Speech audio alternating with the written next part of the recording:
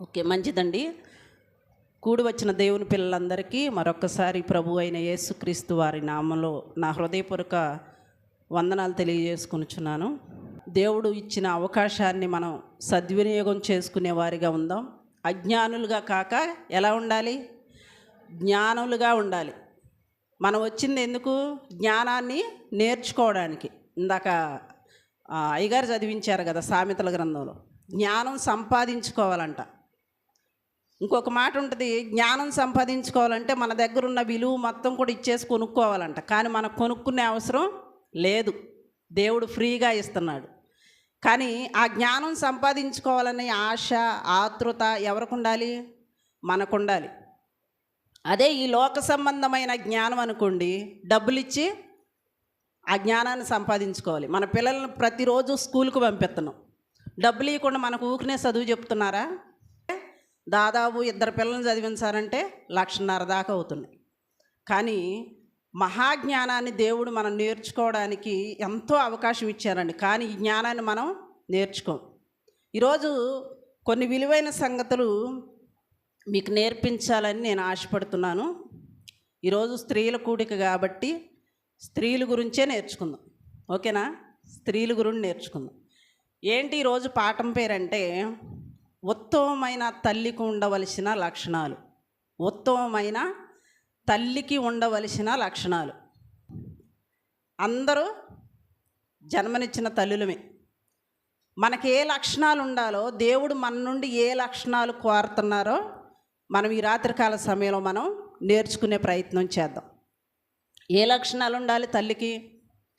దైవభక్తి కలిగిన స్త్రీ అని చెప్తున్నారంటే మనకు ఎలాంటి లక్షణాలు ఉంటే అలా అంటారు? అసలు ఎవరిని అంటారు దైవభక్తి కలిగిన స్త్రీ అని?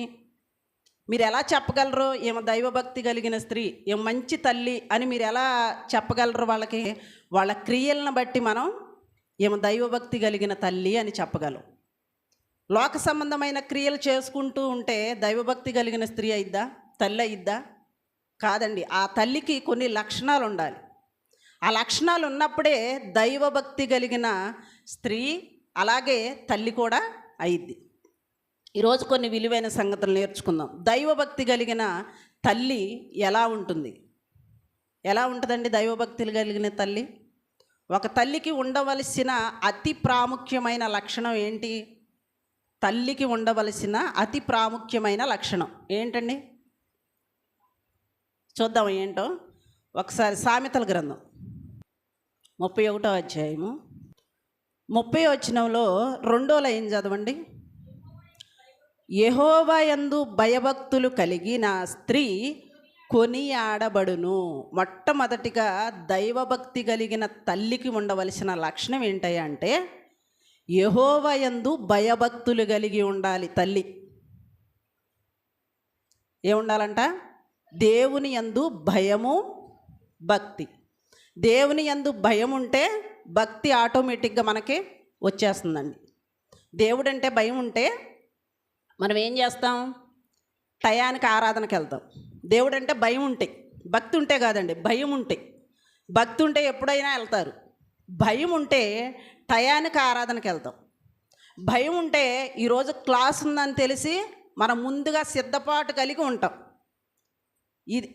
ఈ లక్షణాలన్నీ ఎవరికి ఉంటాయి అంటే దైవభక్తి కలిగిన స్త్రీకి ఉంటాయి.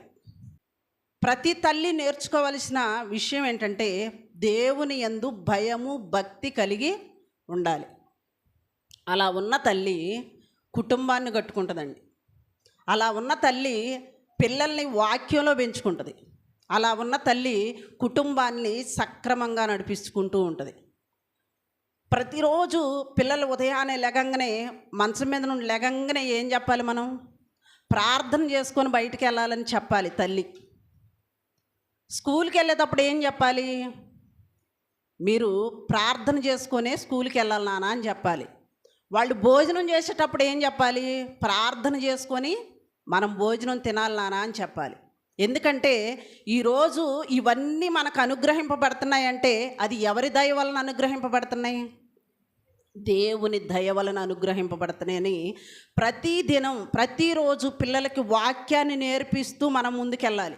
అందుకే ద్వితీయోపదేశ కాండంలో మాట్లాడతాడు కదా, ఏమని మనం తీయొద్దులేండి చెబుతున్నా. పిల్లలు పడుకున్నప్పుడు నేర్పించాలంట, త్రోవలో వెళ్ళేటప్పుడు నేర్పించాలంట, కూర్చున్నప్పుడు నేర్పించాలంట. అంటే సమయాన్ని మనం ఏం చేసుకోవాలి? సద్వినియోగం చేసుకోవాలి. సద్వినియోగం చేసుకుంటే పిల్లలు వాక్యంలో ముందుకు వెళ్తారు. అలాగే మన కుటుంబాన్ని కూడా మనం ఏం చేస్తాం? కట్టుకుంటాం. ప్రియులారా, ప్రతిరోజు ప్రార్థనకి వెళ్తాం. కుటుంబాన్ని ఎలా కట్టుకోవాలో కొంతమంది స్త్రీలకి తెలియదండి. దేవుని వాక్యం విన్నంతసేపు వరకే, ఈ చర్చిలో కూర్చున్నంత వరకే మన ప్రవర్తన. మనం బయటికి వెళ్ళిపోగానే లోక సంబంధమైన విషయాలు మనలోకి వస్తున్నాయి అంటే మనలో ఏమి లేదు? దేవుడు అంటే భయం లేదు. అంటే మన ప్రవర్తనను బట్టి ఏమ దైవభక్తి కలిగిన స్త్రీ అని వాళ్ళు మనకు సర్టిఫికేట్ ఇవ్వాలి.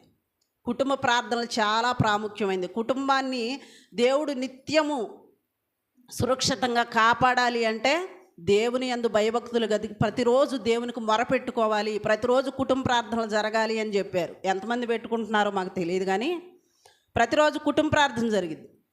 ఆ కుటుంబ ప్రార్థనలో నేను ఒక్కటే కోరుకుంటానండి, ఉదయం నుండి ఇప్పుడు వరకు కూడా నేను మాట్లాడే మాట విషయంలో కానీ, నేను చేసిన పని విషయంలో కానీ, నా ప్రవర్తన విషయంలో కానీ ఏదైనా తండ్రి నేను నీకు ఇష్టం లేనిది ఏదైనా చేసుంటే నన్ను ఈ రాత్రి ఇప్పుడే క్షమించమని అడుగుతా. ఎందుకంటే నైట్ మనం పడుకున్న తర్వాత మన ప్రాణం పోతే కదా, ఆ తప్పు మనలోనే ఉండిపోద్ది.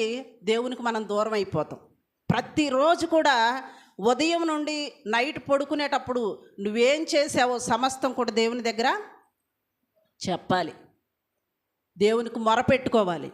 కుటుంబాన్ని కట్టుకునే విషయంలో భక్తి చాలా అవసరం అండి.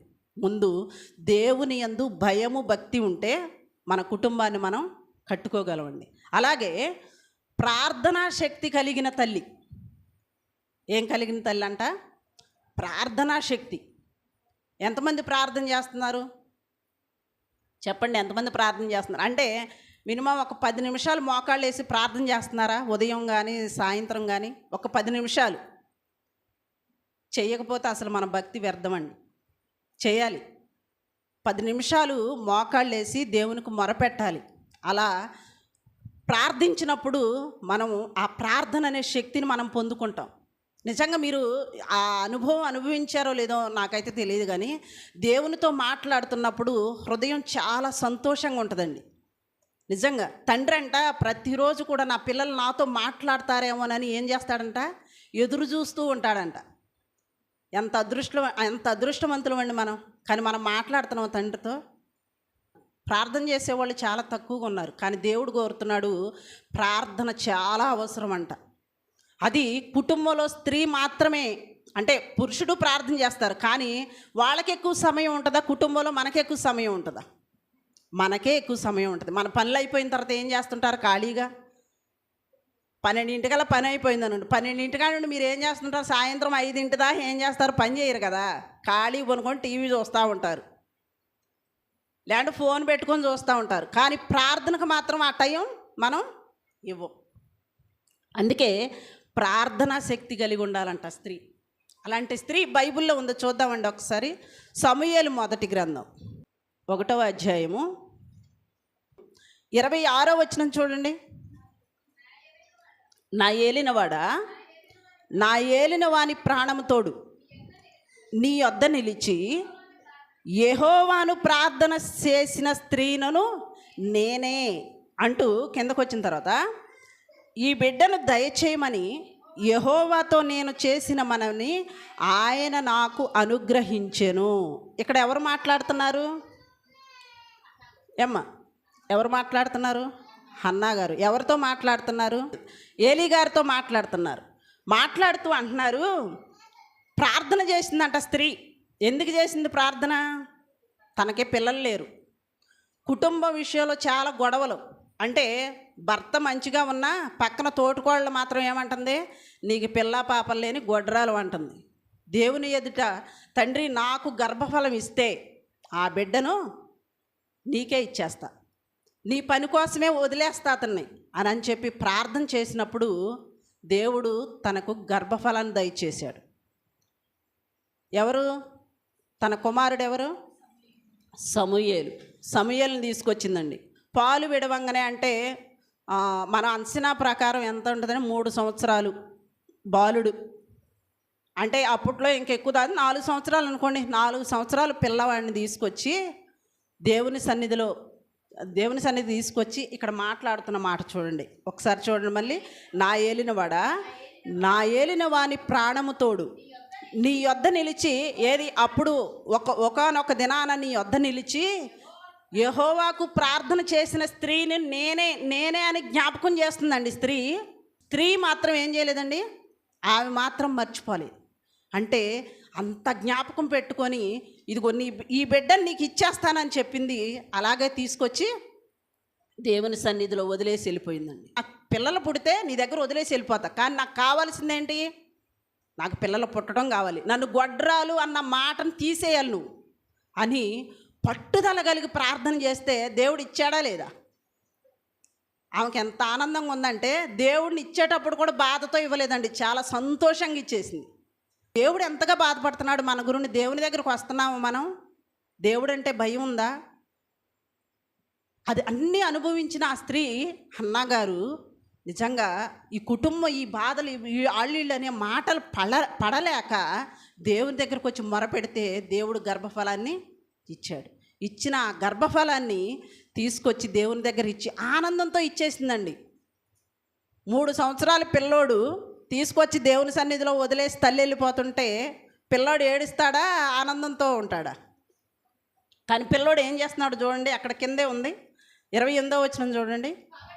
కాబట్టి నేను ఆ బిడ్డను యెహోవాకు ప్రతిష్ఠించుచున్నాను, తాను బ్రతుకు దినములన్నిటిను వాడు యెహోవాకు ప్రతిష్ఠితుడని చెప్పి, అప్పుడు వాడు యెహోవాకు అక్కడనే మొక్కెను.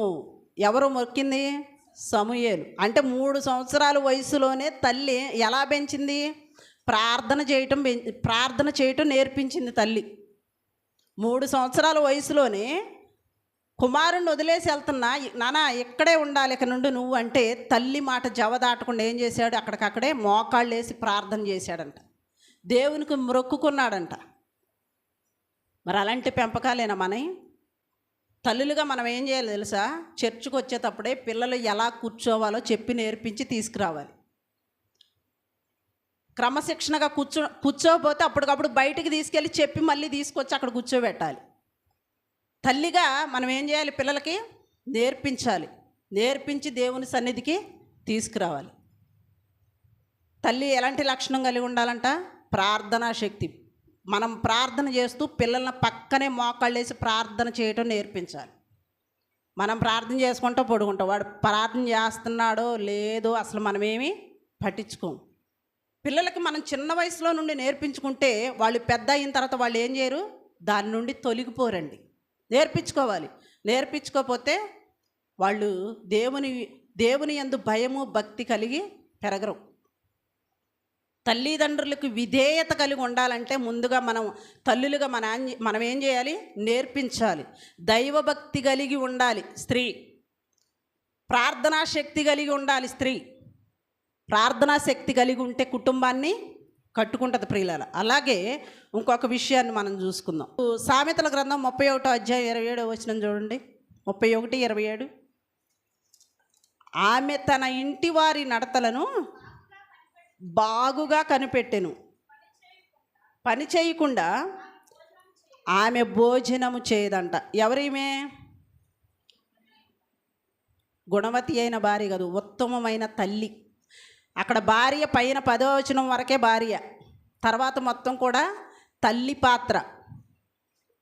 ఒక స్త్రీ గుణవతి అయిన భార్య అయినా తల్లి అయినా ఎలాంటి లక్షణాలు కలిగి ఉంటుందంటే ఏం చెప్తున్నాడు? ఆమె తన ఇంటి వారి నడతలను బాగుగా కనిపెట్టిద్దంటండి. పిల్లలు ఏం చేస్తున్నారు, వాళ్ళు బయటికి వెళ్ళినప్పుడు ఎలా ఉంటున్నారు, మన దగ్గర ఉన్నప్పుడు ఎలా ఉంటున్నారు అని పిల్లల విషయంలో జాగ్రత్త చూసుకుంటుందంట. తర్వాత భర్త తనకి ఆయన వచ్చేసరికి ఏం చేయాలి? భార్య భోజనం సిద్ధపరచాలంట. ఆయన పనికి వెళ్ళి వస్తాడు, అనేకమైన పనులతో బయటికి వెళ్ళి వస్తాడు. బయటికి వెళ్ళి వచ్చినప్పుడు ఏం చేయాలి? మనం ఆయన సేద తీర్చేదానిగా ఉండాలి, కానీ ఆయనకే భారంగా మనం ఉండకూడదు. నిజంగా అండి, కొంతమంది స్త్రీలు భర్త పద్దాక కష్టపడి ఇంటికి వచ్చి అమ్మయ్య అనుకునే సమయంలో అన్నీ మొదలెత్తారు. ఇక ఇంట్లో అవి లేవు ఈ లేవు, నువ్వు తెచ్చే వాటికే సాలతలేదు, అవి సాలతలే ఇవి సాలట్లేదని భర్తను నిత్యము వేధిస్తూ ఉంటారు. మరి దేవుని యందు భయము భక్తి కలిగి ఉన్న స్త్రీ భర్తతో ఎలా ఉండాలో, పిల్లలతో ఎలా ఉండాలో సమస్తం మనం ఏం చేయాలి? నేర్చుకోవాలంట. నేర్చుకొని పిల్లలకు నేర్పించాలి. ఇక్కడ అంటున్నాడు కదా, కుటుంబంలో వాళ్ళ నడతలు ఎలా ఉన్నాయో బాగుగా కనిపెట్టిద్దంట. మంచిగా కనిపెట్టి పిల్లలు చెడ్డ ప్రవర్తనలోకి వెళ్ళిపోతుంటే మనం ఏం చేయాలి? వాళ్ళని మంచి దారిలోకి తీసుకొచ్చుకోవాలి. పిల్లలకు వాక్యాన్ని నేర్పించుకోవాలి. భర్త ప్రార్థనకు రానివాడైతే ఏం చేయాలి? అయ్యా మనం ఆదివారం ప్రార్థనకు వెళ్ళాలి. ఈరోజు మనం ఇంతగా ఇలా ఉన్నాము అంటే, ప్రాణాలతో ఉన్నామంటే, మంచి ఆరోగ్యంతో ఉన్నామంటే అది ఎవరిచ్చిన కృప? దేవుడిచ్చిన కృపయ్య. మనం వెళ్దాం, మనం దేవుని సన్నిధికి వెళ్ళాలని భర్తకు చెప్పుకొని ఏం చేయాలి? ప్రార్థనకు తీసుకురావాలండి. ఈరోజు ఎంతమంది తమ భర్తలు ఇంటి దగ్గర ఉన్న వాళ్ళని ప్రార్థనకు తీసుకొస్తున్నారు? అయ్యగారు చాలాసార్లు ఒక సందర్భాన్ని చెప్పారు. ట్రైన్ ఒకటి బోగీలుండి ఇంజిన్ లేకపోతే ట్రైన్ వెళ్ళిద్దా? వెళ్ళదు కదా. మరి ఇంజిన్లు ఇంటికాడ వదిలేసేసారు, మీరు మాత్రం వచ్చి కూర్చున్నారు. మీరు పరలోకం ఎలా వెళ్తారు? వెళ్ళరు కదా. మనం ఏం చేయాలంటే, మనకి ఎప్పుడు ఉంటాయి పనులు, నిత్యం పని ఉంటుంది. పని లేని రోజు అనేది ఉండదు, అస్సలు ఉండదండి. కానీ దేవునికి ఇచ్చే సమయాన్ని మనం ఏం చేయాలి? ఇవ్వాలి దేవునికి. ఒక గంట అండి ఆరాధన. ఎన్ని గంటల ఆరాధన జరిగిద్ది మనకి? 2 గంటలు. ఒక గంట ప్రార్థన పాటలు, అలాగే ఒక గంట మెసేజ్, అంతే కదా. 2 గంటల్లో ఆరాధన ముగిసిపోతుంది. కుటుంబం మొత్తం దేవుని సన్నిధిలో ఉంటే దేవుడు ఎంతగా ఆనందిస్తాడో తెలుసండి? చాలా ఆనందపడతాడు. కానీ మన భర్తలు మనం తీసుకురాలేం. ప్రతి విషయంలో వినే భర్త ప్రేయర్కి వచ్చే టైంలో, ప్రార్థనకు వచ్చే టయాన్ని మాత్రం ఎందుకు భారీ మాట వినడు? అది నాకు ఇప్పటికీ అర్థం కాదు. దేవుని సన్నిధిలో కుటుంబం ఉన్నదా లేదా అన్నదే ఇంపార్టెంట్. ఆయన మారి ప్రభువులోకి వచ్చి ప్రభువులో ఉంటే చాలు అనుకున్నానండి. సేవకుడు అవ్వాలన్న అసలు ఆలోచన కూడా మాకు లేదు. మారు మనసు పొందితే చాలు, లోకంలో బతకకుండా దేవునికి దగ్గర అయ్యి లోకానికి ఏరైతే చాలని మాత్రమే అనుకున్నా నేను. కానీ దేవుడు ఈరోజు గొప్ప సేవకుడిని చేశాడు. అంటే మనం చేసే ప్రయత్నంలో దేవుడు ఎప్పుడు కూడా మన ఫెయిల్ చేయడండి, ఇంకా గొప్పగా చేస్తాడు. ఆ జీవితంలో అన్నీ అనుభవించుకుంటూ వచ్చిన, అందుకే ఇంత కఠినంగా చెప్తారు అయ్యగారు, దేవునికి దూరం అవ్వద్దు, దేవుని సన్నిధికి రావాలి. అది స్త్రీలుగా మీతోనే ఉంది. మీరు చెప్తే ఖచ్చితంగా వాళ్ళు చేస్తారు. ఎందుకు చేయరు? అండి ఈరోజు మనం బయటికి వెళ్దాము అంటే ఆయనకి ఎన్ని పనులు ఎట్టుండా నిన్ను బయటికి తీసుకెళ్తాడు. మరి ఈరోజు మనం దేవుని సన్నిధికి వెళ్దామండి అంటే ఆయన రాడా? అందుకని మీరు చెప్పట్లేదు కాబట్టి వాళ్ళు రావట్లే. చెప్తే ఖచ్చితంగా వస్తారు. భార్య మాట ఖచ్చితంగా భర్త వింటాడు. దేవుడే చెప్పాడు, వినమనే చెప్పాడు. ఆదాముకు చెప్పలేదా భార్య మాట వినమని? సాటి అయిన సహాయంగా ఇచ్చింది ఎందుకు? దేవుని పనిలో మనం ఫలించాలని దేవుని సంకల్పం. దేనికి సాటి అయిన సహాయం? మీరు ఫలించి అభివృద్ధి పొంది భూమిని నిండించి ఎవరిని మహిమపరచాలి? దేవుణ్ణి మహిమపరచాలన్న దేవుని యొక్క ఉద్దేశం. ఆ ఉద్దేశాన్ని పక్కన పెట్టేశారు. ఇక మాట్లాడితే అపవాది మాట విని పాడైపోయిందని అవ్వని తిడతారు. కానీ ఆ అపవాది మాట విని పాడైపోయిన తర్వాత ఆమె ఏం చేసింది? తన కుటుంబాన్ని కట్టుకుందండి. కట్టుకోకపోతే చేతు పుట్టడు. ఆమె ఒక్క తప్పు విషయంలోనే ఆమెని మనం పక్కన పెట్టాం. కానీ తర్వాత ఆ తప్పు తెలుసుకుందండి. ఏదైనా తోట నుండి బయటికి వెళ్ళిపోయిన తర్వాత ఆమె తప్పును తెలుసుకుంది కాబట్టే యెహోవా దయ వలన నేను ఒక కుమారుణ్ణి కన్నానందండి, షేతును గని. అంటే యెహోవా దయ వలన నేను కన్నాను అందంటే ఆమె దేవునిలో ఉందా, లోకంలో ఉందా? తప్పు చేసింది, ఒప్పుకుంది. నేను తప్పు చేశానని దేవుని ఎదుట పశ్చాత్తాపడింది. మళ్ళీ దేవుని యందు భయము భక్తి కలిగి కుటుంబాన్ని కట్టుకుంది. ప్రియులారా, మనం కూడా అలాగే ఉండాలి. కుటుంబాన్ని కట్టుకునేవారిగా ఉండాలి. అందుకే సామెతల గ్రంథం 14వ అధ్యాయము 1వ వచనంలో ఏమని ఉంటుందండి? జ్ఞానవంతురాలు తన ఇల్లును కట్టుకుంటుంది. జ్ఞానవంతురాలు కుటుంబాన్ని కట్టుకుంటుంది. కూల్చుకోదు. కుటుంబం కట్టుకోవటం అంటే దేవుని యందు భయభక్తులు కలిగి తన భర్తను, పిల్లలు, అలాగే ఇంట్లో ఉన్న అత్త, మామ అందరూ కుటుంబం, ఆ కుటుంబాన్ని కట్టుకునే విషయంలో ఆమె ఎప్పుడు కూడా ఫెయిల్ అవ్వదు. ఎవరికి ఏది అవసరమో ఆమె చూసుకుంటుంది. సామెతల గ్రంథం 31వ అధ్యాయం 10వ వచనం కాడ నుండి చదువుకుంటూ వస్తే ఒక జ్ఞానవంతురాలు కుటుంబాన్ని ఎలా నడిపించుకుంటుందో చక్కగా ఉంటాయండి. నేర్చుకోవాలి. ఇని విడిచిపెట్టేవారుగా ఉండకూడదు. ఇన్న వాక్య ప్రకారం మన బ్రతుకులు ఉండాలి. అప్పుడు ఉన్నప్పుడే కుటుంబాలు చక్కగా దేవునిలో దీవింపబడతాయి. అలాగే ప్రతి విషయంలో కూడా మనం దేవుని యందు భయభక్తులు కలిగి ఉంటే మన కుటుంబాలు ఆశీర్వదింపబడతాయి. ఇటు అవకాశం ఇచ్చిన సేవకులకి, అలాగే ఇంత మంచి అవకాశం ఇచ్చిన తండ్రి అయిన దేవునికి నా హృదయపూర్వక వందనాలు తెలియజేసుకుంటూ నా మాటలు ముగిస్తున్న అందరికీ వందనాలు.